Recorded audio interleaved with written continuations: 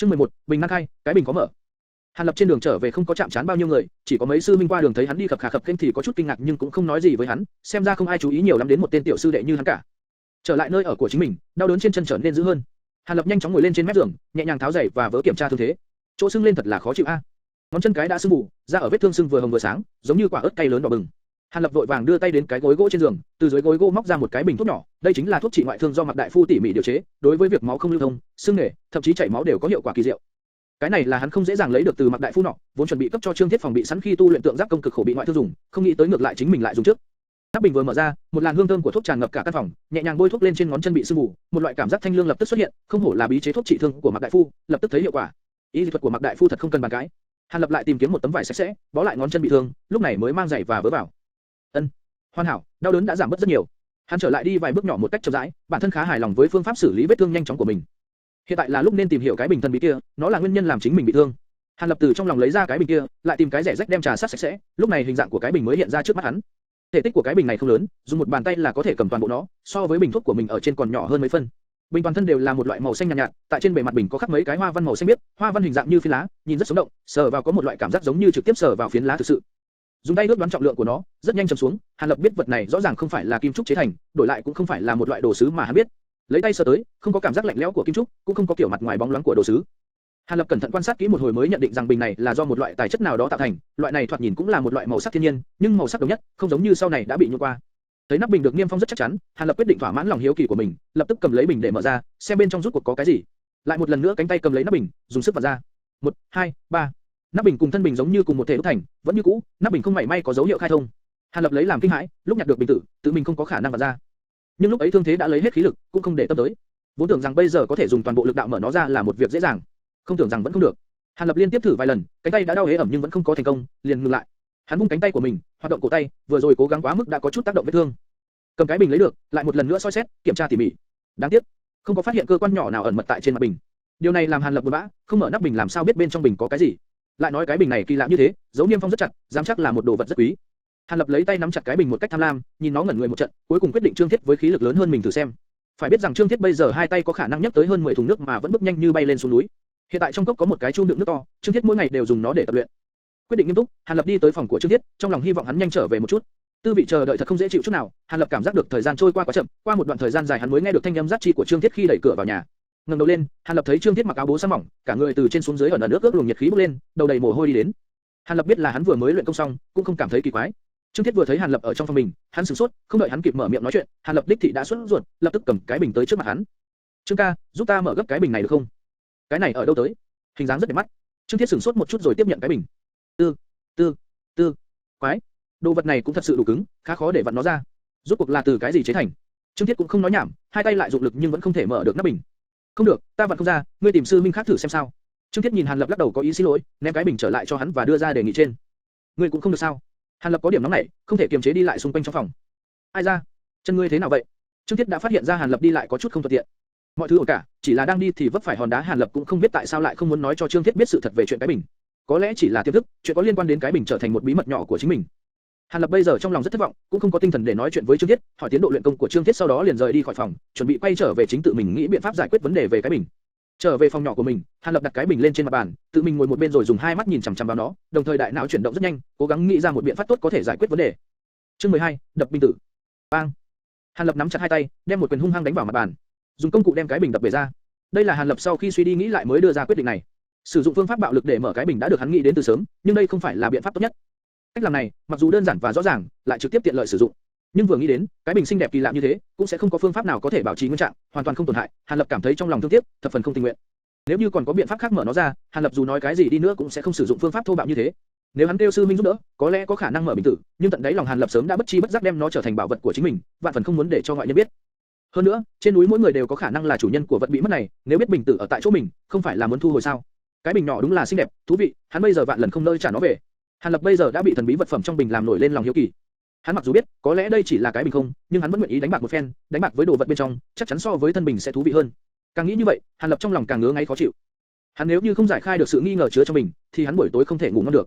Chủ ý đã định, Hàn Lập len chuẩn tới phòng chứa tạp vật ở trong cốc, từ trong đống công cụ lấy ra một cái tiểu thiết chủ ý tương đối nặng, mang nó trở về phòng mình.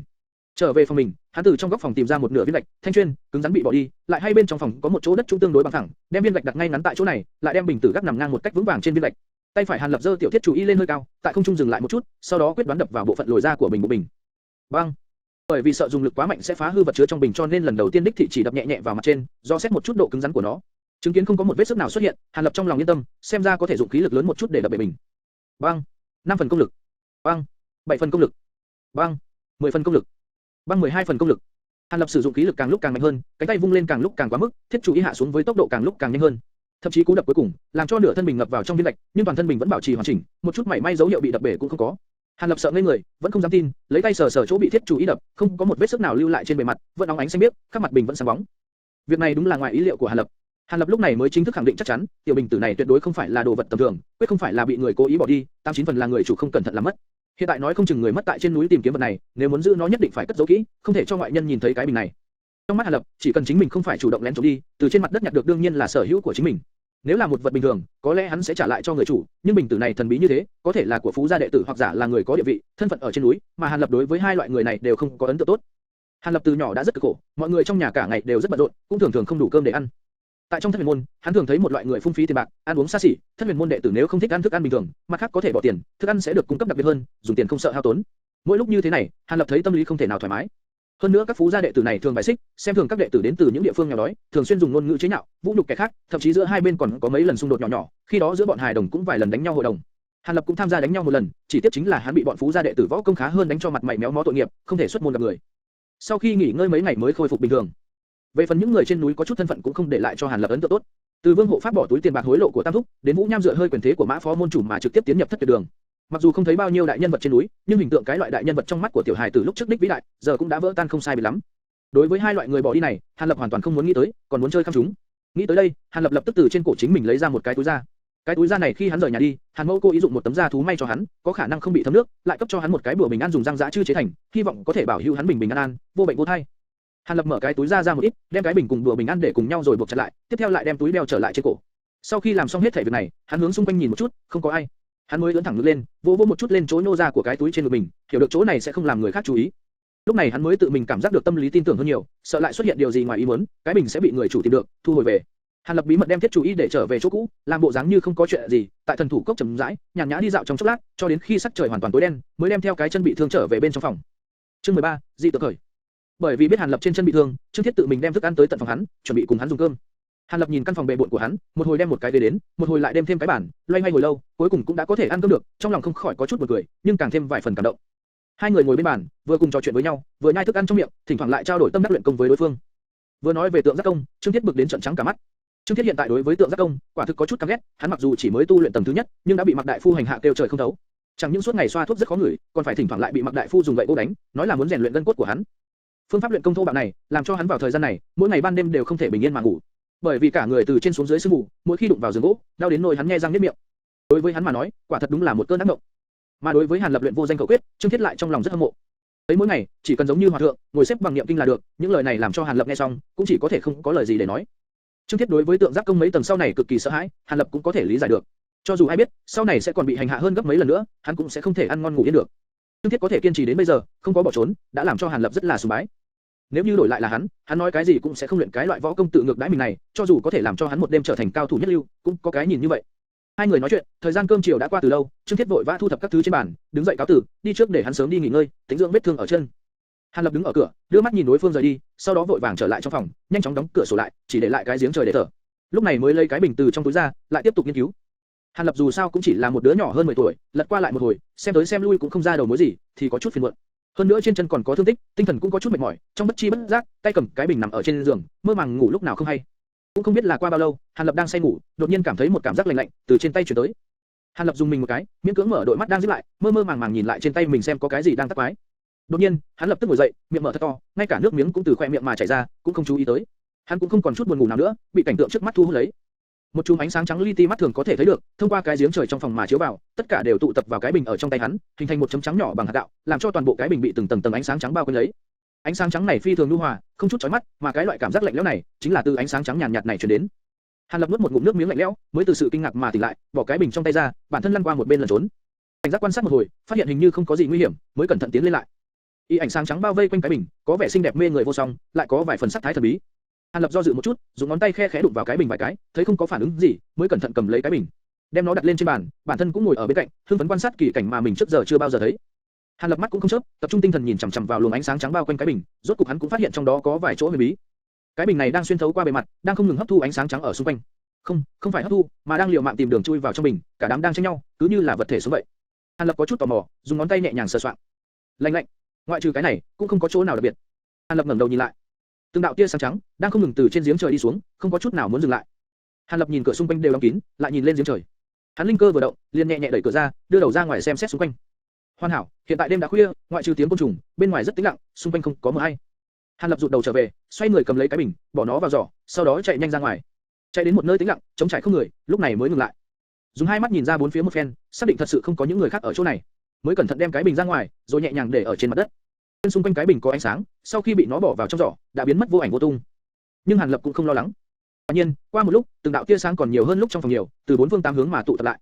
Tiếp theo, hàng hà sa số điểm sáng trắng, dày đặc hiện lên xung quanh cái bình, hình thành một cái bồn ánh sáng thật lớn. Chương 14, thần bí dịch. Ngao. Hàn Lập giơ cao một cánh tay, nắm chặt lại, hưng phấn kêu lên một tiếng. Lúc này, tính cách tiểu hài đồng trong hắn bộc lộ rõ ràng.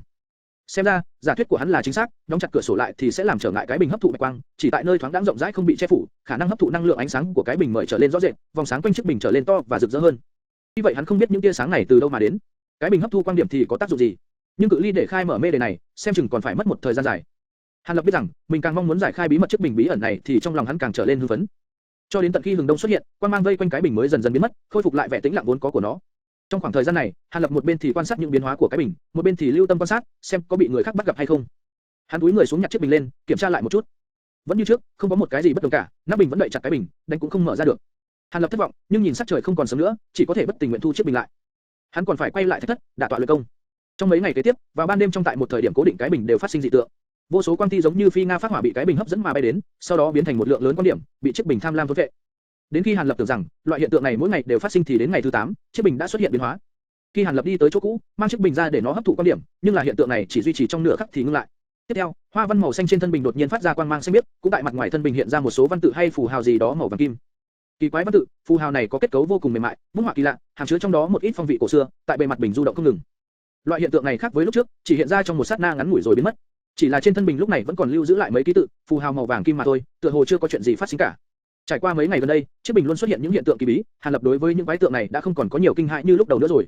Cho nên khi trên chiếc bình lại xuất hiện hiện tượng kỳ lạ này cũng không làm hắn trở nên quá ngạc nhiên nữa. Hắn cẩn thận cầm lấy cái bình, trong lòng hạ ý thức, thử mở cái nắp bình ra. Rất nhẹ nhàng, không hề mất tí lực nào, cái bình cuối cùng cũng đã bị mở nắp. Không dám tin, Hàn Lập giật mình nhìn lại cái nắp bình ở trong tay mình. Cứ như vậy mà không mất tí lực nào, một điểm kỹ xảo cũng không cần tìm, tiểu dễ dàng đem cái mê để mà mấy ngày nay hắn không thể giải quyết được nhẹ nhàng hóa giải ba. Đến khi Hàn Lập xác nhận, sự kiện diễn ra trước mắt là thật, bí mật của cái bình cuối cùng đã được giải khai ngay trước mắt mình, hắn cũng không nhẫn nhịn được kích động trong lòng nữa, cúi đầu ghé mắt nhìn vào trong bình. Bên trong bình, một giọt chất lỏng màu xanh biếc to bằng hạt đậu đang chậm rãi cuộn động, làm cho thành bình biến thành một mảng xanh biếc. Đây là cái gì? Hàn Lập có chút thất vọng, chính mình mất rất nhiều sức lực vậy mà chỉ được một thứ vô dụng. Hắn chán nản đậy cái nắp bình lại, cho cái bình vào trong túi, chuyển thân bay về chỗ ở cảm giác hưng phấn, kích động vừa mới xuất hiện bây giờ đã bay lên 9 tầng mây mất rồi. Tuy rằng nắp bình đã được hắn mở ra, nhưng kết quả đã không làm cho hắn hài lòng. Hàn Lập chủ trương, sau này nếu không có việc gì cần làm thì sẽ nghiên cứu bí mật lục dịch này sau. Nói không chừng, nó sẽ cấp cho hắn một cái kinh hỉ nho nhỏ. Bây giờ việc hắn muốn làm nhất chính là về đánh một giấc ngon lành. Mấy ngày nay, hắn mỗi tối để không có được ngủ yên lành.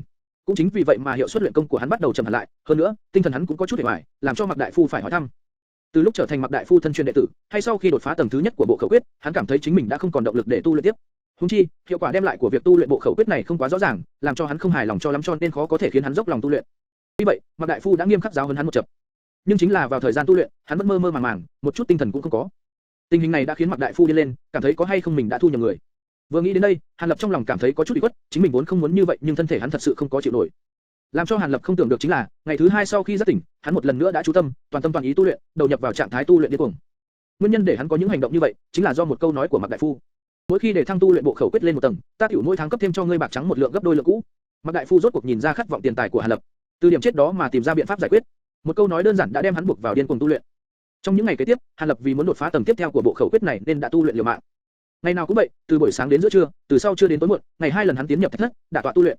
Những ngày tiếp theo cứ thế diễn ra, khô khan, đơn điệu, mọi thứ khác đều bị hắn gạt ra sau hết cả. Mạc Đại Phu vì để hắn chuyên tâm tu hành đã không cho những sự tình bên ngoài ảnh hưởng đến hắn liền đem thần thủ cốc phong tỏa lại. Ngay cả việc khám chữa bệnh cũng tiến hành ở ngoài cốc. Việc ăn uống thương ngày thì phục vụ chú đáo, không để hắn phải bận tâm. Sự việc của cái bình cứ như vậy dần dần bị Hàn Lập căng vào một góc nào đó trong não. Thu đi, đông lại, xuân qua, hạ tới. Thoáng cái đã 4 năm thời gian trôi qua, Hàn Lập lúc này đã 14 tuổi rồi. Hắn trưởng thành một thiếu niên trầm mặc, kiên nghị với làn da ngăm đen đặc trưng của những thiếu niên xuất thân từ thôn dã. Nếu chỉ nhìn bề ngoài mà nhận xét, giờ đây hắn so với những thiếu niên nông gia trong nông vụ không có gì khác nhau cả, hình dáng không gây sự chú ý, không anh tuấn tiêu sái cũng không mang chút gì phong lưu. Chỉ là ngày nào cũng vậy, khi ở thạch thất, khi ở phòng của hắn, chỉ thỉnh thoảng hắn tới chỗ Mạc đại phu tham tầm chút y tịch về y thuật, sau đó quay lại phòng của mình lần lượt xem các loại bất đồng thư tịch này. Cứ như vậy, toàn bộ sơn cốc như trở thành giang sơn của hắn. Đến lúc này, hắn cũng đã đạt tới tầng thứ 3 của bộ khẩu quyết vô danh. Chương 15, thứ niên hậu. Mạc đại phu đối với việc Hàn Lập đem toàn bộ thời gian để tu luyện cảm thấy rất vừa lòng. Nhưng đối với tiến độ tu luyện bộ khẩu quyết đó lão cho rằng vẫn còn chậm. Những năm gần đây, bệnh của Mạc đại phu tựa hồ càng lúc càng trở lên nghiêm trọng. Ngày nào lão cũng ho, càng lúc càng nhiều, thời gian ho khan cũng trở lên dài hơn. Theo đó mà thân thể lão càng lúc càng lão hóa. Đối với tiến độ tu luyện của Hàn Lập thì lão càng lúc càng quan tâm. Từ cách lão đôn đốc thúc giục có thể nhìn ra tâm trạng lo lắng của lão. Mạc đại phu hẳn là vô cùng trọng thị Hàn Lập. Chẳng những án theo ước định lượng bạc phát cho hắn mỗi tháng có phần nhiều hơn, mà ánh mắt bình thường của lão nhìn Hàn Lập cũng thập phần kỳ lạ, giống như là đang nhìn một kiện hy thế chân bảo, ái hộ vạn phần. Nhưng khi đặt đến tầng thứ 3 của bộ khẩu quyết, cảm quan của Hàn Lập trở nên vô cùng mất duệ. Hắn là trong lúc vô ý phát ra, phía sau ánh mắt quan hoài còn ẩn chứa một tia tham lam, làm cho Hàn Lập biết được chính ánh mắt này đã làm cho hắn cảm thấy bất an. Loại ánh mắt đó làm cho Hàn Lập thiếu điều dựng ngược tóc gáy. Hắn cảm thấy loại ánh mắt này của Mạc đại phu dường như không phải là nhìn một cá thể sống, mà là đang quan sát một kiện đồ vật. Điều này làm cho hắn cảm thấy khó hiểu, bản thân mình thì có cái gì mà để Mạc đại phu thèm khát cơ chứ? Đương nhiên là không có gì rồi, hắn tự cấp cho mình một câu trả lời chắc chắn. Hàn Lập nhiều lúc còn cho rằng chính mình vì luyện công quá độ mà dẫn tới quá mất cảm, ngấm ngầm nghĩ sâu cho Mạc đại phu, thật sự là có điểm vòng ân phụ nghĩa. Nhưng là, chính bản thân hắn cũng không hiểu tại sao, tại đấy lòng hắn vẫn còn tồn tại một tia đề phòng đối với Mạc đại phu, hơn nữa, lòng đề phòng của hắn cứ theo thời gian mà tăng mạnh. Hiện tại xuất hiện một đại vấn đề trước mắt Hàn Lập, hắn lâm vào bình cảnh trong tu luyện, ngoài ra còn hơn thế nữa, trong những năm Hàn Lập tu luyện, một lượng lớn kỳ chân dược vật của Mạc đại phu đã tiêu hao, đạm nhiên vô tổn. Rất rõ ràng, Hàn Lập cũng không phải cái gì đáng gọi là kỳ tài ngút trời, nếu không có dược vật hỗ trợ, sợ rằng tiến độ tu luyện của hắn đã sớm đình trệ. Điều này làm cho Hàn Lập mỗi khi đối diện với Mạc đại phu, cảm thấy rất xấu hổ. Mạc đại phu, cơ hồ đem toàn bộ tâm huyết cùng gia sản đặt lên mình, để cho mình có điều kiện tu luyện tốt nhất, vậy mà chính mình lại không cách nào thỏa mãn được yêu cầu của lão. Điều này làm cho Hàn Lập hiểu được hắn rất khó đối mặt với Mạc đại phu, đối mặt với những câu hỏi đầy quan tâm. Mà rất kỳ quái, cũng không biết tại sao, dù Mạc đại phu võ công rất cao cường nhưng cũng không cách nào biết được một cách rõ ràng tình huống tu luyện của Hàn Lập, chỉ có thể từ mạch trung mà biết được một ít mà thôi. Cho nên trong mấy ngày gần đây, không biết được Hàn Lập đang lâm vào khốn cảnh. Cách đây không lâu, nội tâm Hàn Lập thấy bất an, rốt cuộc không nhịn được mà hướng Mạc đại phu thành thật tường thuật lại tình hình tu luyện của chính mình. Mạc đại phu nghe được Hàn Lập hơn một năm nay không có tiến triển gì, da mặt già lao trở nên trắng bệnh, khuôn mặt vốn luôn điềm tĩnh, không bao giờ lộ ra biểu tình gì thì nay đã trở nên thập phần khó coi. Mạc đại phu không chút trách mắng hắn, chỉ nói cho hắn biết lão cần hạ sơn một đoạn thời gian, đi tìm kiếm một số dược tài mang về. Lão cũng để Hàn Lập ở lại trên núi để tu luyện, dặn hắn không nên buông lòng tu luyện khẩu quyết. 2 ngày sau, Mạc đại phu mang theo hành lý cũng một ít công cụ hái thuốc một mình rời khỏi Thất Huyền môn. Sau khi lão đi, cả thần thủ cốc chỉ còn lại mình Hàn Lập. Một người khác là sư minh kiêm hảo hữu Trương Thiết, tại 2 năm trước, sau khi luyện thành tượng giáp công tầng thứ 3 thì đột nhiên biến mất, chỉ để lại một phong thư cáo tử, nói muốn đi lịch lãm giang hồ. Điều này khiến Thất Huyền môn nổi lên một trận sóng lớn. Sau lại nghe nói là do Mạc đại phu cầu tình, lúc này mới không làm liên lụy đến người tiến cử và gia đình Trương Thiết. Điều này làm Hàn Lập cảm thấy đột ngột, khó chịu trong mấy ngày tiếp theo. Sau ngẫm lại, ẩn ẩn phát hiện có cái gì đó rất không đúng, nhưng tuổi nhỏ nói ra không ai nghe, và cũng không một ai chất vấn hắn. Sự kiện này sau lắng dần xuống. Sau này, Hàn Lập lại suy đoán, có lẽ do Trương Thiết sợ những đau đớn khi tu luyện tầng thứ 4 tượng giáp công nên mới len lén trốn đi. Tu luyện trong cốc mấy ngày, thấy hiệu quả đến một điểm cũng không có thêm. Mà săn tính hiếu động của trẻ con, hắn liền ra khỏi thần thủ cốc, nhàn nhã dạo trong thải Hà Sơn. Đi trên con đường sơn đạo vừa có phần quen thuộc, vừa có phần xa lạ này, Hàn Lập trong lòng đống nhiên có chút cảm khái. Mấy năm gần đây, vì luyện công, Hàn Lập gần như chỉ đả tọa tại thạch thất, không có ra khỏi sơn cốc lần nào. Xem chừng, những đồng môn khác bên ngoài đã sớm đem Hàn Lập vị huynh đệ này quên biệt luôn. Trên đường đi, gặp một số tuần sơn đệ tử, nhìn thấy hắn tuy mặc trang phục nội đệ tử nhưng khuôn mặt lại xa lạ, nên đều cảnh giác tiến lại hỏi hắn, làm cho Hàn Lập phải mất một phen khổ giải thích mới có thể thoát thân. Vì để tránh những phiền phức không đáng có này, Hàn Lập liền chỉ theo con đường nhỏ mà đi, hướng đến nơi tĩnh lặng, tránh cho bị nhiều người ân cần hỏi thăm. Quả nhiên, dọc đường đi cũng không có lấy một người làm phiền hắn, làm cho hắn càng đi càng xa, tiêu dao thoải mái. Nhìn những cảnh đẹp khác nhau trong sân cốc, nghe tiếng hót líu ríu của các loài chim, trong nhất thời, những phiền não của Hàn Lập tức khắc tiêu tan, biến mất không để lại một tí dấu vết nào. Đột nhiên, một trận binh khí đánh nhau, đông đảo thanh âm cổ vũ, mắng chửi, trợ uy từ một chỗ kín đáo, bí mật nằm trên vách núi loang thoáng truyền tới. Một chỗ hẻo lánh như vậy mà sao lại có nhiều người tụ tập, lại còn có tiếng vang. Lòng hiếu kỳ của Hàn Lập nổi lên, cũng không hề sợ hãi có người hỏi, liên lần theo tiếng đánh nhau, đi tới vách núi phụ cận. Trường đấu thật to lớn, hắn không khỏi có chút ngạc nhiên, kinh hãi. Tại phía dưới sơn nhai bị cây cối che khuất hoàn toàn, ước chừng có hơn 100 người đang tụ tập tại nơi đó. Nơi này không phải là một nơi rộng lớn, làm cho Hàn Lập cảm thấy nơi đây rất đông đúc, thậm chí tại phụ cận mấy cây đại thụ cũng có mấy người đang trèo trên cây, đưa mắt vọng lại bên này quan sát. Ở giữa vòng người đông đảo, có 2, 3 người đang giằng co, thần thái tràn ngập ý. Bên trái nhiều người hơn, tầm 11, 12 người. Bên phải ít hơn, chỉ có khoảng 6, 7 người. Hàn Lập phát hiện, trong những kẻ đứng đó, bất quản là đứng ngoài vòng vây hay đang bị vây, niên kỷ của bọn họ là tương đối tương đồng, đều chỉ tầm 10 mấy tuổi mà thôi. Trên mặt Hàn Lập khẽ lộ ra nét cười, thật là xảo hợp a. Trong đám đông đó, hắn dễ dàng nhận ra một vài khuôn mặt quen thuộc. Vạn Kim Bảo, Trương Đại Lỗ, Mã Vân, Tôn Lập Tùng, Di, Vương Đại Bàn so với trước còn nhỏ hơn, không hổ là con nhà đầu bếp, ăn nghỉ đều khỏe a. Con người kia là Lưu Thiết Đầu. Hắc hắc, trước kia cái chán vốn đen sì, vậy mà bây giờ cánh nhiên đã biến thành bạch kiểm.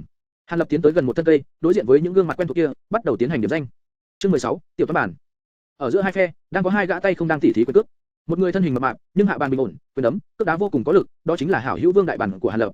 Vương Đại Bản tuy có béo phì nhưng thân thủ lại không yếu, theo sau mỗi tiếng quát là một quyền đánh ra, kèm theo đó là âm thanh quyền phong, phải nói là trông rất uy phong lấm lấm. Người còn lại là một tên lùn, động tác mẫn tiệp như một con linh thử, hắn không có ngạnh tiếp nắm đấm của Vương Đại Bản, chỉ tránh né xa xa, xem ra là hắn đang muốn đợi đến khi Vương Đại Bản tổn hao khí lực, lúc đó mới tiến hành phản kích. Nhìn thấy hảo hữu ở phía trước động thủ tỉ thí võ công với người khác, Hàn Lập tâm lý tự nhiên phải đứng về phía bằng hữu. Xem một lúc, thấy Vương Đại Bản vẫn bảo trì thế tấn công mãnh liệt như lúc đầu, Hàn Lập tuy không có võ công gì cả nhưng hắn cũng biết trong nhất thời Vương Đại Bản không thể bại vong, liền phóng tâm mà quan sát. Hắn đi quanh quanh xem xét, muốn tìm người nào đó để hỏi rõ việc gì đang xảy ra ở đây. Nhìn thấy một cây lớn không xa, bên cạnh có một khối đá lớn, còn có một thiếu niên đứng ngoài quan sát đang hoa tay múa chân, miệng thì luôn mồm hô, đánh vào đầu nó, đá vào mông nó đi, ai nha, thiếu chút điểm. Đúng, đúng, tóm lấy cổ hắn đi, mạnh nữa nào. Tên thiếu niên này một bên mặt mày căng thẳng quan sát trận đấu, một mặt thì luôn miệng nói. Nghe khẩu khí của hắn, hình như là người bên phe của Vương Đại Bản. Hàn Lập hiểu được người này có chút điểm hiểu biết, chậm rãi từ trên cây leo xuống dưới, đi tới bên cạnh hắn. Vị sư huynh này, những người trong trường đấu này huynh đều nhận biết hết chứ? Bọn họ vì sao lại đánh nhau vậy? Hàn Lập làm ra bộ dạng trung hậu nói. Còn phải hỏi sao? Ta tiểu toán bản mà lại không biết ai sao? Bọn họ đánh nhau đương nhiên là vì gì? Ngươi là ai? Ta thế nào mà chưa từng gặp qua ngươi? Mới nhập môn? Không đúng, còn hơn nửa năm nữa tân đệ tử mới nhập môn, ngươi rốt cục là ai? Người này có chút mê hồ trả lời hắn, nhưng đột nhiên lại phát hiện ra chính mình chưa từng gặp qua Hàn Lập, lập tức tỉnh táo ngay trở lại. Tại hạ Hàn Lập, là bạn tốt của vị Vương Đại Bản đang đánh nhau ở kia. Hàn Lập nghiêm trang trả lời. Là bạn tốt của Vương Đại Bản. Bằng hữu của hắn ta đều biết, nhưng không hề biết ngươi a. Người này vẫn rất cảnh giác. Nga, ta tại nhiều năm trước đã bế quan tu luyện, một thời gian dài không có ra ngoài tiếp xúc, ngươi không nhận ra ta cũng là điều bình thường. Hàn Lập nửa giả nửa thật nói. Thật sao? Ngươi cũng là đệ tử nhập môn từ 4 năm trước. Thật không thể tin được, sơn nội còn có người mà ta, Vạn Sự Thông, không nhận thức được. Người này liếc nhìn quần áo của Hàn Lập, thoạt nhìn đã có vẻ tin tưởng những lời Hàn Lập nói. Người này cùng Hàn Lập sau khi nói chuyện qua lại vài câu, không nhịn được đã tự mình chủ động nói cho Hàn Lập biết nguyên do của chàng tỷ thí này. Vị sư đệ này, ngươi là không biết, chuyện này cũng vốn là từ Hồng Nhan Họa Thủy mà ra, lúc đầu là tên tiểu toán bản này, thật không hổ tự xưng là Vạn Sự Thông, hắn đem đầy đủ toàn bộ sự việc kể lại cho Hàn Lập nghe. Nguyên lai chuyện này phải bắt đầu từ hai người mà nói. Một người được gọi là Vương Dạng, là đường đệ của Vương Đại Bản, người còn lại được gọi là Trương Trường Quý, là con một lao bản của một tiền trang. Cả hai đều là đệ tử Thất Huyền môn, bất quá một người là ngoại môn đệ tử, còn kẻ kia là nội môn đệ tử. Hai người này vốn ở trong cung trấn. Nguyên hai người vốn không có bất đồng gì mà hết thảy đều là do một cô gái gây nên. Cô gái này là đến từ một trấn khác, từ nhỏ đã được hứa gả cho Vương Dạng. Nhưng cách đây một đoạn thời gian, cô gái một lần xuất ngoại, trên đường về nhà bị Trương công tử nhìn trúng, kết quả là Trương công tử dùng sức nặng của đồng tiền, chèn ép cô gái cùng cha mẹ nàng, cho nên sính lễ của Vương Dạng đã bị đem trả lại. Người con gái kia hiềm bần ái phú, đã cải hôn, làm cho gia đình Vương Dạng chịu đả kích rất lớn. Mà Vương Dạng đã sớm mê luyến cô gái kia, sau khi biết tin tức đã không còn thiết sống nữa, cuối cùng do không có lối thoát, đã nhảy sông tự tử. Chuyện vốn chỉ đến đó, cũng coi là một tấn bi kịch đã rồi, hoàn toàn kết thúc. Nhưng là, Vương Đại Bản từ nhỏ đã cùng đường đệ của hắn chơi thân thiết, nghe được chuyện này, đương nhiên sẽ không chịu bỏ qua, liền tìm tới Trương Trường Quý, muốn cùng hắn quyết đấu, người thua sẽ phải hướng kẻ thắng châm trả thi lễ, nhận tội. Trương Trường Quý mặc dù tâm cao khí ngạo, nhưng cũng tự biết võ nghệ bản thân còn kém Vương Đại Bản một chút, liền yêu cầu phải có bằng hữu của hắn tham gia, trường đấu sẽ chia làm mấy trận, lấy tổng kết quả mà phân định thắng thua. Vương Đại Bản đáp ứng ngay lập tức. Tiếp theo, Trương Trường Quý ỷ vào nhiều tiền bạc, dùng một lượng lớn bạc tìm kiếm hảo trợ thủ trong đám đồng môn phú gia đệ tử. Tuy Vương Đại Bản không có tiền nhưng trong môn phái hắn có rất nhiều mối quan hệ tốt, kết giao với rất nhiều người ở tầng lớp trung hạ tầng, cho nên cũng có rất nhiều người võ công không tệ tự nguyện hỗ trợ. Kết quả là, có rất nhiều đồng môn nghe được tin tức bọn tỷ thí, liền kéo đến theo dõi, trợ uy, hình thành liên minh, hai phía bây giờ tràn ngập ý, hỏa bạo cục diện. Từ trong khẩu khí của thiếu niên này, Hàn Lập nghe ra bây giờ phú gia đệ tử và trung, hạ tầng đệ tử mâu thuẫn bắt đầu mở rộng. Tỷ thí một thời gian, lượng người kéo đến quan sát trợ uy bỗng nhiều lên hẳn. Ngươi cũng là người ủng hộ Vương Đại Bản ba. Nếu bọn họ không tuân thủ quy củ, chúng ta sẽ đồng loạt lên, đánh cho bọn thiếu gia này tè ra quần. Phải làm cho bọn chúng không còn dám coi thường chúng ta nữa. Tên này từ đầu đến giờ, cái miệng luôn mồm nói, chưa ngừng lại một lúc nào. Hàn Lập cười khổ một cái, mâu thuẫn của hai bên cùng hắn thì có cái gì quan hệ cơ chứ? Chuyện này cũng rất khó nói ai không phải với ai. Bản thân mình sau mấy năm đả tọa luyện khí, những xúc động, nhiệt huyết lúc trước không biết vì sao đã biến mất không còn. Còn nữa, bản thân mình cũng không có luyện qua quyền cước võ công, hiện tại ngay cả một gã đồng môn phổ thông cũng không đánh nổi. Xem ra, xem xong vụ luận võ này, nên thành thật mà quay về sơn cốc thôi. Hảo a. Đột nhiên, tên này mặt mũi trở nên vui mừng, quát to một tiếng. Hàn Lập vừa nghe xong, vội vàng quay đầu nhìn vào trận đấu.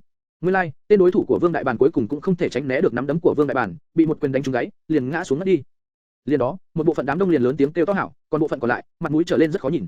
Vương Đại Bản vẻ mặt đắc ý, tay nắm chặt lại, chạy quanh bốn hướng, sau đó lúc lắc cái mông, thoải mái quay trở về phía đồng bọn, lúc này hoàn toàn không nhìn ra dáng vẻ ngoan kính của hắn lúc tỉ thí.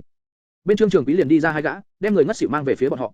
Tiếp theo, song phương cử tiếp ra mỗi bên một người cầm đao, còn người kia cầm kiếm. Hai người này xem ra cũng là dạng người tính nóng, không cần nói một câu, liền múa vũ khí trong tay, đinh đinh đang xông vào nhau mà đánh chém. Chương 17, Lệ Sư Minh, 1. Chỉ thấy xung quanh hai người, đao quang kiếm ảnh loạn vũ, hai thanh binh khí biến thành hai luồng hàn quang, thỉnh thoảng va chạm vào nhau, khó lòng phân cao thấp. Hàn Lập nhìn một hồi lâu, hắn không thể nhìn rõ được đường đao mũi kiếm nhưng cũng cảm giác được hai người đó đánh nhau phi thường đẹp mắt, cũng không nhìn ra đâu là cao chiêu, đâu là bại chiêu. Về phần ai chiếm thượng phong thì hắn càng không có khả năng nhìn ra được. Hàn sư đệ, không biết ngươi là theo vị sư thúc nào tu luyện, hiện nay đã xuất quan, công lực chắc đại tiến đúng không? Tiểu toán bản rốt cuộc đã không nhịn được nữa, mở miệng cung kính hỏi sư thừa Hàn Lập. Cần phải biết, mỗi một nội môn đệ tử Thất Huyền môn đều giống nhau, phải trải qua 2 năm huấn luyện ở Bách Đoán Đường, sau đó được phân chia đầu nhập các vị trưởng bối khác trong môn phái để bái sư, học tập những môn võ công cao thâm hơn. Sau khi xuất sư, nhưng đệ tử này mới có thể nhậm chức vụ cụ thể trong bản môn. Đương nhiên đây chỉ là con đường xuất sư của những đệ tử bình thường, nếu như trong kỳ thi nhập môn có những biểu hiện kiệt xuất, thì cũng không cần qua 2 năm cơ sở huấn luyện mà trực tiếp tiến nhập thất tuyệt đường, có thể được vị môn chủ nào đó thu làm nhập thất đệ tử, truyền thụ môn nội tuyệt kỹ, có thể nói là ngư khiêu long môn, một bước lên trời.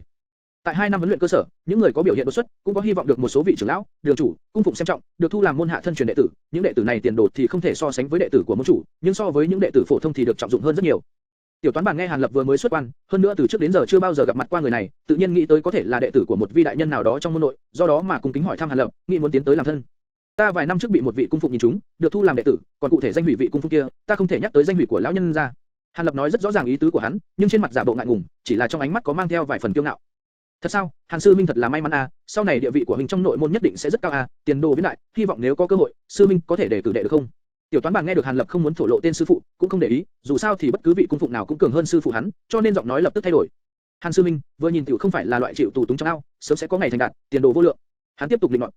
Người này bộ dạng cao, đen, vẻ mặt bình thường, thế nào mà lại được cung phụng thu làm môn hạ đệ tử, bản thân mình lãnh lợi, thế nào mà không có một vị đại nhân nào muốn a? Tiểu Toán Bản trong lòng âm thầm nghĩ, nhưng ánh mắt trên mặt lại trở nên cung kính đối với Hàn Lập. Hàn Lập nghe khẩu khí của hắn bỗng nhiên đại biến, mình đang từ Hàn sư đệ bỗng nhiên biến thành Hàn sư minh, tâm lý bỗng thấy có chút buồn cười. Bất quá, trong lòng Hàn Lập cũng không có chút ý tứ xem thường hắn, phải biết rằng Su Viêm phụ thế vốn là bản năng của con người, ai mà chẳng muốn có thêm một chút điểm tốt, càng không muốn nói người này, từ tên cứ gọi đã có thể biết được hắn là người tính toán, biết lấy phần hơn từ người khác. Bất quá hắn sẽ thất vọng thôi, mình mặc dù là nói thật nhưng đệ tử cung phụng lại chỉ là cái hoa danh mà thôi, trong môn nội thất huyền môn, tùy tùy tiện tiện cũng có thể chỉ ra một đệ tử bất kỳ có thể đánh ngã mình. Hắn đem mình ra xem như là một cây đại thụ để nương tựa, xem ra là đã tìm nhầm người mất rồi. Hàn Lập một mặt âm thầm cười khổ, một mặt thản nhiên nghe Tiểu Toán Bản định luận, trong miệng thỉnh thoảng tung hứng một vài câu cùng hắn. Hàn sư minh võ công cao cường, nếu như có thể xuất tràng mà nói, nhất định có thể đánh cho địch nhân lạc hoa lưu thủy, nhất định có thể. Tiểu Toán Bản một mặt nói không dứt lời, một mặt vẫn chú tâm quan sát nhất cử nhất động của Hàn Lập. Gì? Thật kỳ quái, đệ tử của cung phụng đáng ra thân thủ, nội công phải không kém, nhưng sao chính mình lại không nhìn ra nông cạn của người này, huyệt thái dương của người này một chút cũng không hề nô ra, trong mắt không có tinh quang hiển lộ, nhìn thế nào cũng giống một người không có võ công a. Tiểu Toán Bản càng quan sát, càng cảm thấy buồn bực. Đã phân thắng bại rồi, một câu nói của Hàn Lập loáng thoáng truyền tới, liền cắt đứt mạch suy nghĩ của hắn. Tiểu Toán Bản lấy làm kinh hãi, vội vàng chuyển ánh mắt trở lại trường đấu.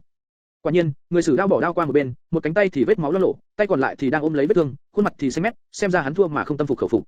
Việc này cũng không lấy làm quái lạ, hai người này võ công không chênh lệch, nhưng là vừa rồi là vì chúng kế đối thủ, nên mới sai một bước, để đối phương kích bại. Tiểu Toán Bản xem đến đây, sắc mặt hiện lên vẻ tức hận, trong miệng cứ luôn mồm kêu đáng tiếc. Cuối cùng là làm sao? Có cái gì đáng tiếc? Hàn Lập không nhìn ra cái gì đang diễn ra, nhưng bên cạnh có người sẵn sàng giải thích, nếu không hỏi thì có vẻ có lỗi với chính mình quá. Trang tỷ thí này, nếu người bên phe Vương đại bàn thắng, thì là thắng luôn ba chàng, chàng đấu cuối cùng tiểu không cần đấu nữa, đáng tiếc là không có thắng a. Nga. Bất quá không sao, hiện tại đã đến chàng đấu cuối cùng rồi, người phe Vương đại bàn lần này là người được mệnh danh võ nghệ tối cao trong đám đệ tử, buôn lôi đao pháp trong tay cường mãnh vô bỉ, có thể toái thạch bạc kim. Các có thể được xem lệ sư minh đao pháp, xem ra ta cũng không uổng phí khi đến đây, bất luận phe trường quý phái ai ra ứng chiến trận này, chúng ta cũng nhất định chiến thắng. Tiểu Toán Bản lúc đầu có chút để bại, nhưng sau bỗng hưng phấn hẳn lên, thoạt nhìn có thể thấy hắn đối với lệ sư minh kia tràn đầy tin tưởng. Đến chàng đấu cuối cùng rồi sao? Hàn Lập thuận miệng đáp lời, trong lòng thì đang suy nghĩ vị lệ sư minh là ai a? Là người mình không biết ư? Lúc này, từ bên phía phe Vương đại bàn đi ra một thiếu niên thần sắc lãnh khốc, thiếu niên này cầm trên tay một thanh đao hàn quang xạ ra tứ phía, từng bước tiến vào trung tâm trận đấu, sau đó một lời cũng không nói, hai mắt nhắm nhìn lại. Lệ sư minh, lệ sư minh, lệ sư minh. Nhìn thấy vị thiếu niên này xuất tràng, mọi người bên ngoài trường đấu vẻ mặt đều hưng phấn, không hẹn mà đồng thời cùng nhau gọi tên người thiếu niên này, tiếng gọi này nối tiếp tiếng gọi kia, âm sau cao hơn âm trước, tiếng hô chấn động tứ phương, mà lúc này thì cũng không còn phân biệt là phú gia đệ tử hay cùng gia đệ tử, lúc này cả hai bên đều cùng phát ra duy nhất âm thanh cổ vũ cho thiếu niên này mà thôi. Chương 18, Lệ sư minh 2. Vị lệ sư minh này rất nổi danh phải không? Có lai lịch như thế nào? Hàn Lập có chút kinh ngạc. Ngươi ngay cả lệ sư minh cũng không biết? Ta không phải là đã bế quan nhiều năm sao? Đúng, ta sẽ sao lại quên việc này nhỉ? Trí nhớ của ta thật là không tốt lắm, biết được trong môn phái vẫn có người không nhận ra lệ sư minh, vậy mà ta đem sự việc Hàn Lập sư minh bế quan quên mất.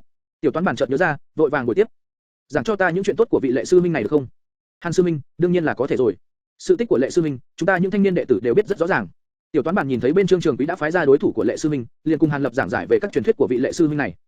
Hàn sư minh, không phải là Tiểu Toán Bản ta thổi phồng a, chuyện của lệ sư minh, chẳng những chúng ta những đệ tử ở đây đều biết rõ ràng, mà tất cả các đệ tử đồng trang lứa khác trong bản môn cũng đều biết. Lúc đầu, hắn tinh thần trở nên tỉnh táo, bắt đầu nói cho Hàn Lập biết chuyện xưa của lệ sư minh.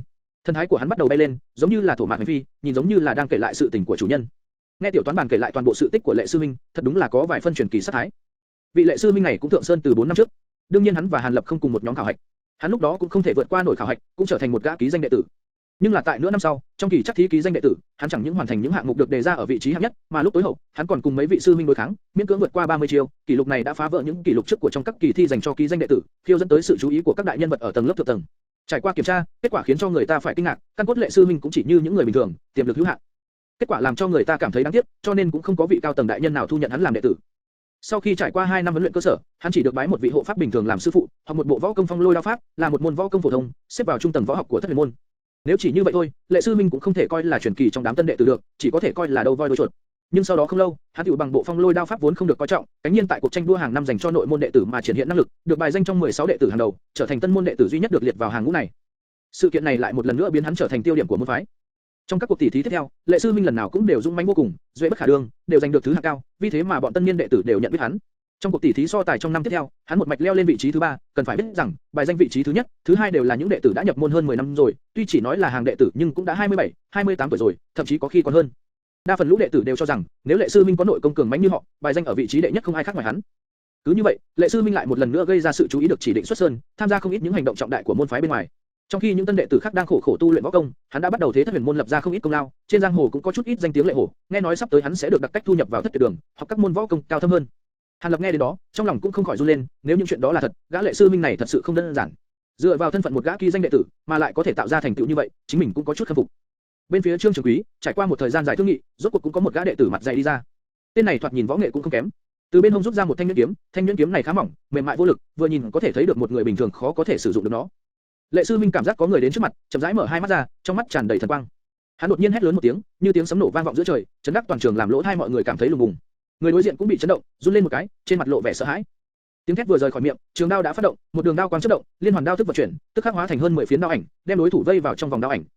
Người này xem chừng cũng cơ trí, mặc dù có chút bối rối, nhưng nhuyễn kiếm phiêu hốt bất định, âm độc gian xảo, phòng thủ rất chắc chắn, đến giọt nước cũng không lọt qua. Người kia là ai? Hàn Lập không nhịn được hỏi một câu. Là Triệu Tử Linh, đệ tử của Ngũ trưởng lão, một tay thi triển kiếm pháp, rất khó đối phó. So với Lệ Sư Minh thì thế nào?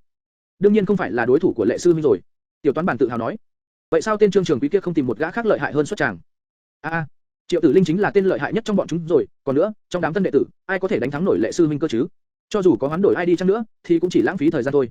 Hắn cười có chút hả hê. Quả nhiên, Triệu Tử Linh kiếm pháp còn chưa loạn, nhưng khí thế đã không còn, bị trường đao của Lệ Sư Minh gắt gao bắn giết. Người sáng suốt vừa nhìn sẽ biết ngay hắn sẽ thất bại, chỉ là sớm hay muộn mà thôi. Hàn Lập nhìn một lúc, trong lòng bỗng nổi lên một nghi vấn. Ta phát hiện một sự kiện khá kỳ quái, vì sao mà không có một vị sư huynh nào ở trong tràng đấu này, cho dù không cho bọn họ xuất tràng tỷ đấu, nhưng xem nào nhiệt thì cũng phải có ba. Vậy mà nơi này, đến một vị sư huynh cũng không có, tất cả đều là chúng ta tân đệ tử mười mấy tuổi đến xem náo nhiệt, chuyện này là thế nào? Hàn Lập không khách khí liền đề xuất mấy cái nghi vấn. Tiểu Toán Bản nghe xong nghi vấn của Hàn Lập, thân sắc biến đổi, liền dùng một ánh mắt cổ quái để nhìn Hàn Lập, làm cho Hàn Lập cảm thấy bối rối, lẽ nào mình hỏi đến vấn đề kiêng kỵ nào đó? Thổ mạc hành phi, bụi đất bay lời trời, duệ bất khả đương, không thể cưỡng lại khí thế. Chương 19, giang hồ đấu. Hàn sư minh, ngươi thật đúng là hai thai không để ngoài cửa sổ nghe sự tình a, chuyện lớn như vậy mà ngươi cũng không biết. Cho dù là bế quan, sư phó ngươi cũng hẳn là nhắc qua với người mới đúng. Tiểu Toán Bản khẩu khí hình như lại nổi lên nghi ngờ. Hàn Lập nghe xong cũng không nói hai lời, từ trên người nhanh lấy ra một cái lệnh bài dắt ở lưng, tay đưa cho Tiểu Toán Bản. Hàn sư minh, đây là của ngươi sao? Ta còn có thể không tin ngươi sao chứ? Ta vừa thấy ngươi thì cảm giác được ngươi là người tốt, khẳng định trước kia đã thấy qua. Hạ hạ. Hắn dụng khỏe mắt nhanh chóng liếc qua cái lệnh bài, thấy là thật liền vội vàng bồi theo một tiếng cười. Bây giờ có thể nói cho ta biết chứ? Hàn Lập cũng chính là vẫn còn quan tâm đến vấn đề chính mình đã đưa ra. Đương nhiên rồi. Không xong, sợ rằng mình sẽ đắc tội với người trước mặt này.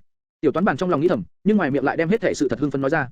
Nguyên lai mấy năm trước Thất Huyền môn cùng Dã Lang bang xung đột càng thêm dữ dội, song phương vì mấy thành trấn giàu có phân chia không rõ ràng, đánh hơn 10 trận to nhỏ, đều tổn thất không ít người. Bởi vì Dã Lang bang huấn luyện đám bang chúng để làm mã tặc nên khi chém giết toàn loại liều, không muốn sống, sau khi thấy máu càng thêm điên cuồng, mà Thất Huyền môn đệ tử mặc dù võ nghệ cao cường nhưng không có sự tàn nhẫn đó, trong tràng chiến sát lại e dè, cứ như vậy sau này song phương chết càng nhiều, liên tiếp thêm mấy tràng chiến đấu thì các vị đại nhân vật của Thất Huyền môn cũng đứng ngồi không yên, phái đại bộ phận nội môn đệ tử đi tham gia một loạt trận đấu sinh tử liên tiếp giữa song phương, một phương diện là tuyệt không thể để mất địa bàn, phương diện khác là tập cho đệ tử hiểu được sự tàn khốc của giang hồ, đi luyện tập kinh nghiệm chiến đấu thực tế một phen. Kết quả là sau đó không lâu trong chém giết Thất Huyền môn lại chiếm thượng phong, nhưng nội môn đệ tử cũng chết nhiều lắm, không ít sư minh lớn tuổi một chút sau khi rời khỏi đây cũng không có thể quay về. Nói tới đây Tiểu Toán Bản thở dài không thôi. Sau đó mấy vị môn chủ lại thay đổi sách lược, trước để cho nội môn đệ tử chấp hành một ít nhiệm vụ không trọng yếu, cho hắn đi lịch lãm một phen, sau khi có kinh nghiệm giang hồ, sẽ tham gia đánh giết với Dã Lang bang chúng, cứ như vậy quả nhiên thương vong giảm bớt rất nhiều. Vì vậy sách lược này 2 năm nay được đưa vào môn quy chính thức, yêu cầu các đệ tử sau khi xuất sư, trước hết phải xuống núi lịch lãm một phen, sau khi trở về mới có thể trao cho chức phận nội môn. Cứ như vậy các sư minh trên núi tuổi lớn một chút đều bị phái xuống núi, hoặc là đang cùng đánh nhau với bọn Dã Lang bang, hoặc đi lịch lãm giang hồ, trong núi ngoại trừ đệ tử bảo vệ, chỉ còn lại các đệ tử nhỏ tuổi còn chưa xuất sư. Nghe đến đó Hàn Lập mới hiểu ra, mới biết được trên núi so với trước kia thật sự không giống nhau. Đương, một tiếng nổ, một thanh nhuyễn kiếm bay trong không trung. Triệu Tử Linh tay trái cầm lấy hổ khẩu bị chấn thương của tay phải, sắc mặt trắng bệch lui lại mấy bước, thở hổn hển từng ngụm. Hắn vừa rồi dưới sự tấn công mạnh mẽ bởi liên hoàn đao của Lệ Sư Minh, tránh né không kịp, dùng nhuyễn kiếm đối chiêu lại, kết quả là một cỗ áp lực trên đao truyền tới, đánh bay binh khí trong tay. Lệ Sư Minh quả nhiên lợi hại, tiểu đệ cam bái hạ phong. Triệu Tử Linh mỉm cười miễn cưỡng thi lễ. Bốn phía nhất thời phát ra trận tiếng hoan hô. Lệ Sư Minh, hảo công phu. Lệ Sư Minh, hảo đao pháp. Lệ Sư Minh, chỉ điểm tiểu đệ nhé. Âm thanh không cam lòng ở phía sau tạo thành một tràng ầm ĩ hướng về người họ sùng bái, vang vọng khắp nơi. Lệ Sư Minh đem thanh đao thu lại, trên mặt thoáng đỏ ửng, mới vừa định nói gì đó, đột nhiên hắn sắc mặt biến đổi, nhíu mày tựa hồ nhớ ra cái gì đó. Hắn ôm quyền ăn năn nói: tại hạ còn có việc gấp muốn làm, trước xin cáo tử. Quay người lại, hắn nhẹ nhàng phiêu phiêu đi ra ngoài tràng, lộ ra là một tay khinh công tài giỏi, biến mất bên cạnh vách núi trong tùng lâm. Ai ra? Lệ sư minh chẳng những đao pháp hảo, khinh công cũng rất cao minh a. Chính thế, chính thế. Một tràng khen ngợi lại vang lên. Hàn Lập nhíu mày, vị lệ sư minh này công phu quả không tệ, bất quá hình như có chút phô trương, đại khái có điểm tuổi trẻ khí thịnh. Hắn lại nghĩ đến chính mình, không nhịn được nở nụ cười khổ, tự mình tuổi hình như cũng không lớn hơn những người này, như thế nào mà lại có những suy nghĩ cứ như một tiểu lão đầu. Xem ra việc mình tu luyện bộ khẩu quyết đã làm cho tâm ý trở lên giả lao đi mất rồi. Vị sư đệ này, ta đến bây giờ còn không biết người tên là gì. Hàn Lập nhìn thoáng qua tiểu toán bàn đứng ở một bên, đột nhiên hỏi tục danh của hắn. Ta gọi là Kim Đông Bảo, nhưng Hàn sư minh cứ gọi ta là tiểu toán bàn là được. Tiểu toán bàn nghe Hàn Lập hỏi tên hắn, lập tức hưng phấn nổi lên, xem ra chính mình đúng là giành được hảo cảm trước đại nhân vật này. Sau này ngã bệnh hay bị thương, tìm ta là được, ta chữa miễn phí cho người. Hàn Lập vô vô bờ vai của hắn, nhìn giữa sân lại nổi lên một đám tranh chấp, cũng không quay đầu lại, đi vào tùng lâm bên cạnh. Kim Đông Bảo vẫn lưu lại tại chỗ, đang phát ngốc không hiểu, nhất thời không biết lời của Hàn Lập nói chính là có ý nghĩa gì.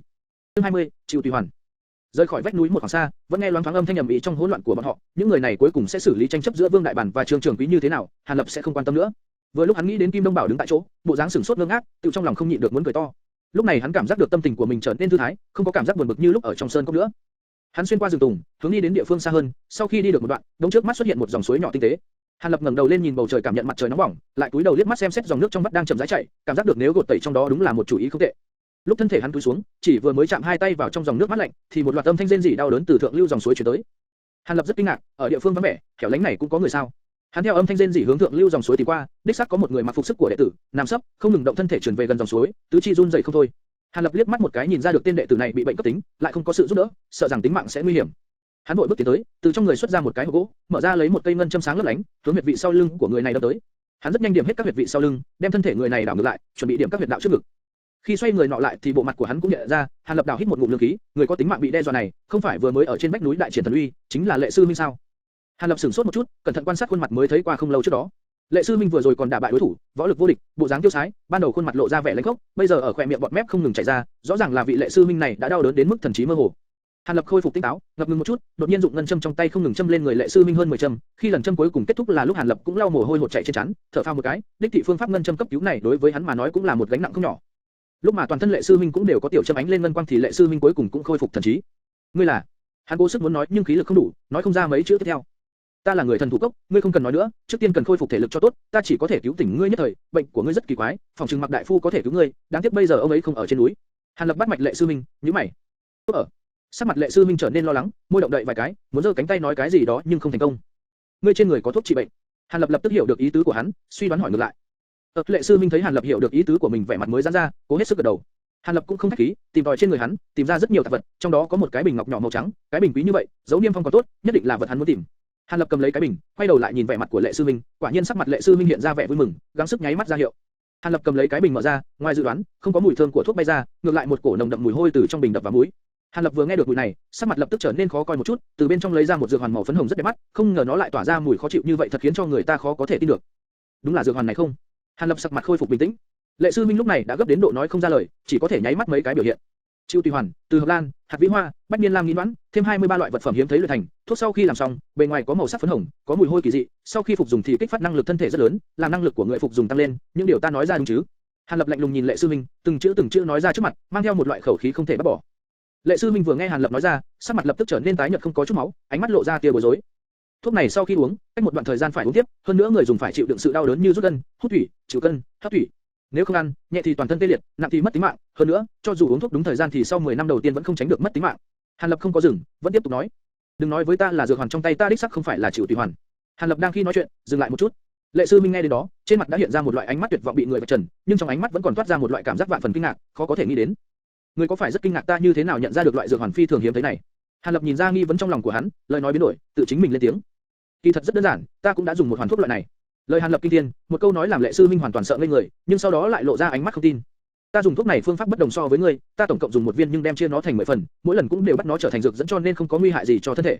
Bởi vì dược hoàn này hình dạng cũng mùi nó tỏa ra quá tương phản, cho nên ta đối với vật này phi thường khắc sâu. Ta trước kia vẫn tưởng rằng, trừ ta ra đã phục dụng loại dược hoàn này, trên đời không có ai thật sự dùng loại bí dược này, không nghĩ tới trong buồn môn lại có một người. Nói xong những lời này, Hàn Lập ánh mắt làm như vừa bội phục, lại vừa thương cảm nhìn về phía Lệ sư minh. Lệ sư minh không muốn cùng ánh mắt của Hàn Lập đối thị, hai mắt nhẹ nhàng khép lại, chỉ là ngực phập phồng, không chừng bây giờ tâm tình hắn rõ ràng rất hỗn loạn. Ngươi dùng loại dược hoàn này đã nhiều năm, nếu ngươi không muốn dùng nó nữa, ta có thể cầu Mạc đại phu phối một loại bí dược khác giúp ngươi, tuy không thể vãn hồi toàn bộ cuộc sống nhưng cho ngươi sống thêm 20, 30 năm nữa là có thể. Bất quá võ công của ngươi không thể duy trì, nếu ngươi tiếp tục dùng loại dược hoàn này, từ tình trạng phát tác của ngươi hôm nay, nhìn ngươi nhiều lắm có thể sống thêm 5, 6 năm nữa. Tuy nhiên trong mấy năm đó võ công ngươi tiến bộ càng lúc càng nhanh, so với tốc độ tinh tiến bây giờ của ngươi vẫn nhanh hơn nhiều lắm. Nếu ngươi đã dám dùng loại dược hoàn này thì là người kiên nghị, quyết đoán, thân thể ngươi do ngươi tự quyết định. Được rồi, dược hoàn này ngươi dùng hay là từ bỏ?